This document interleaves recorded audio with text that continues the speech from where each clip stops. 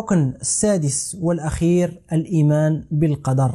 إن كل شيء خلقناه بقدر.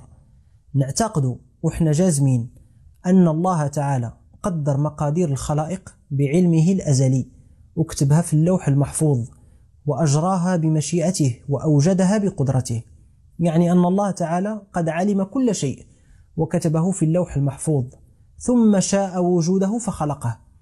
فما كاينش شي حاجة تخرج عن قضاء الله وقدره.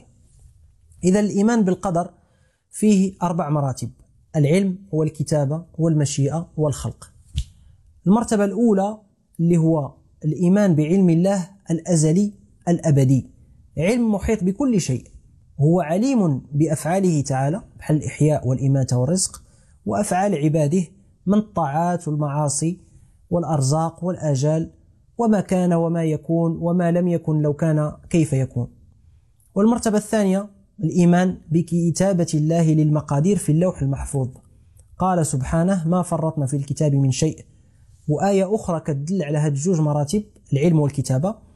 قال سبحانه: ألم تعلم أن الله يعلم ما في السماء والأرض إن ذلك في كتاب إن ذلك على الله يسير.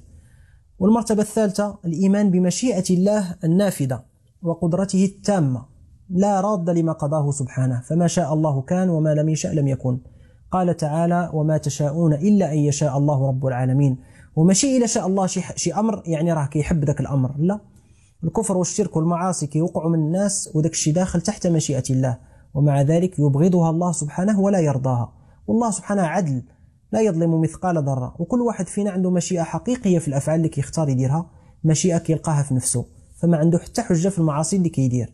سيقول الذين أشركوا لو شاء الله ما أشركنا ولا آباؤنا ولا حرمنا من شيء. صحيح لو شاء الله ما أشركوا، لأن المشيئة ديالهم محكومة بمشيئة الله، وما تشاءون إلا أن يشاء الله رب العالمين.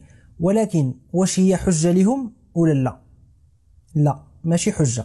داك الشيء علاش قال الله سبحانه من بعد: كذلك كذب الذين من قبلهم حتى ذاقوا بأسنا، لأنهم كذبوا نبيهم محمد صلى الله عليه وسلم اللي نهاهم عن الشرك، وكذبوا في القول ديالهم. علاش؟ لأنهم ما طلوش على علم الله المسبق والمقادير وما هو مكتوب في اللوح المحفوظ، وشافوا شنو غادي يكون، ولكنهم مارسوا الشرك بالاختيار ديالهم فاستحقوا العقوبة. فماشي واحد يتعاطى الزنا والخمر والمخدرات والعلاقات المحرمة ويقول هاد الشيء اللي مكتب علينا الله زعما راه معذور، وهو عارف بأنه حرام وكيديروا بكامل الإرادة ديالو. ماشي عذر يا عزيزي. تقدر تقول للقاضي في المحكمة: إيه سرقت وقريسيت وتعديت، ولكن هاد الشيء راه بقدر الله. غادي يقول لك حتى احنا غندخلوك العكاشة بقدر الله. وهاد قصة السارق اللي احتج بالقدر وقعت مع عمر بن الخطاب رضي الله عنه، منين قال عمر للسارق: ما حملك على السرقة؟ قال: حملني عليها قضاء الله وقدره. فقال عمر: وأنا أقطع يدك بقضاء الله وقدره. المرتبة الرابعة الإيمان بخلق الله لجميع الكائنات وصفاتها وأفعالها. الله تعالى هو الخالق وما سواه مخلوق، الله خالق كل شيء.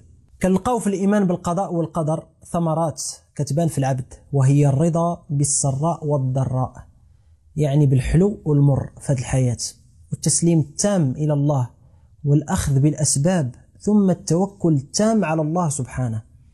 ومن ثمرات الإيمان بالقضاء والقدر كذلك راحة النفس وطرد القلق إلى فاتتنا شي حاجة كنا باغينها في الدنيا، أو إلى حصل لنا شي مكروه، الله يسلمنا وإياكم.